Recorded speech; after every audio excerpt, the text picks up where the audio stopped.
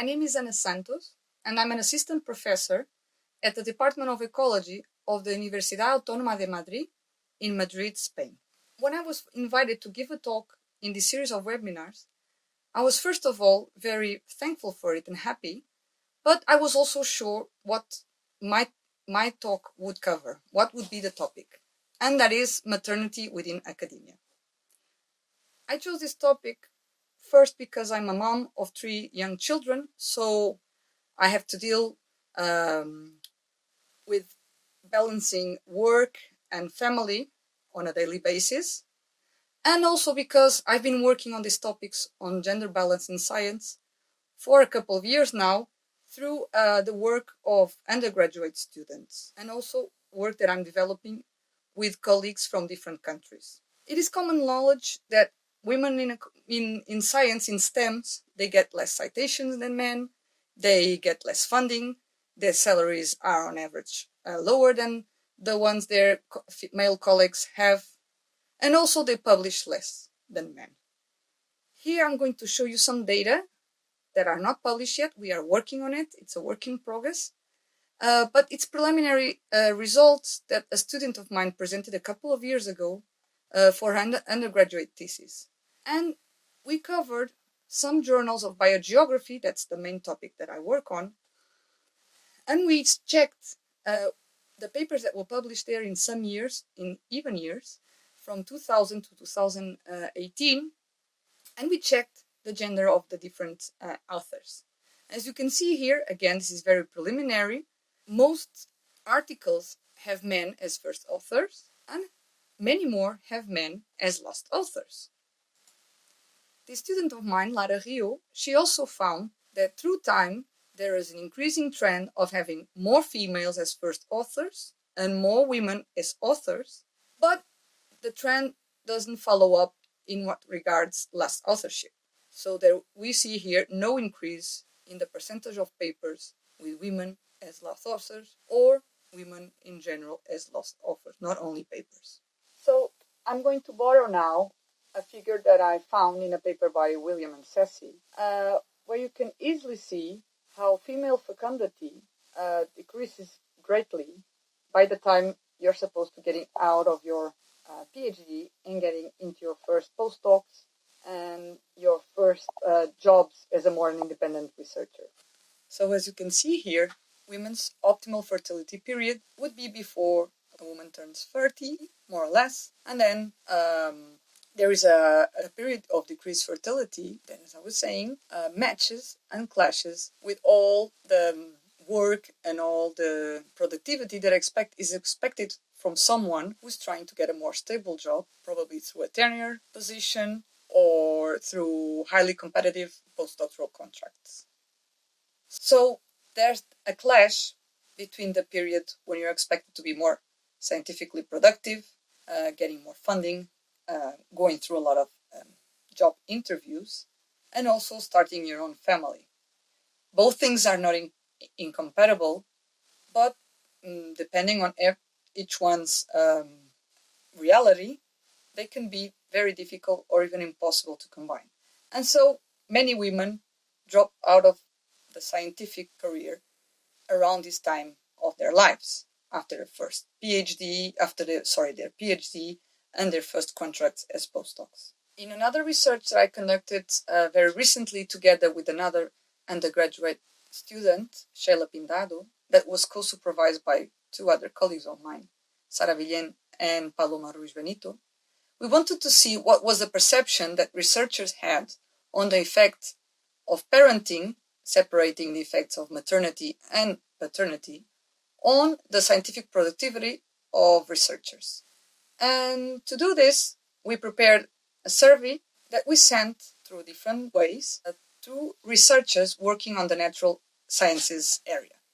And we wanted to know not only how they perceived this impact, but also if they had made some changes in their plans regarding parenting as a consequence as their job as a researcher or someone working in academia. So here in these figures, you can see how negative researchers' perception was on the effects of motherhood on their productivity and also fatherhood. and also taking into consideration their children's age. So, in general, everyone agreed that motherhood has a higher impact on scientific productivity, particularly when the children are still quite young. If we now look more into detail, the answer given by different groups of people, men with or without children, and women with or without children, you can see that women have a much better perception of what's the impact of their maternity in their scientific career than men do, although the differences on the answers were not always significant. So we've also wanted to know if people have made changes in their plans regarding parenting as a consequence of their scientific careers. And again, we divided the answers in 4 different groups of people. And if we compare women and men with children, there are more women saying, and proportionally also more women saying that they have changed their plans of maternity when compared with men. And the same thing occurs when we compare women and men without children. Proportionally, more women have made changes, have changed their initial plans of parenting. And some people give more details regarding what these changes were.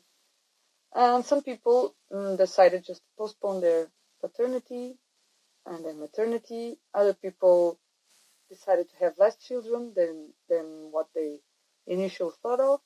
And there are even some people who said they just decided to have no children because of their careers. Although this example focuses only on a very specific research area and a particular country, which is Spain, it only gives us an idea of how people feel that parenting affects their career.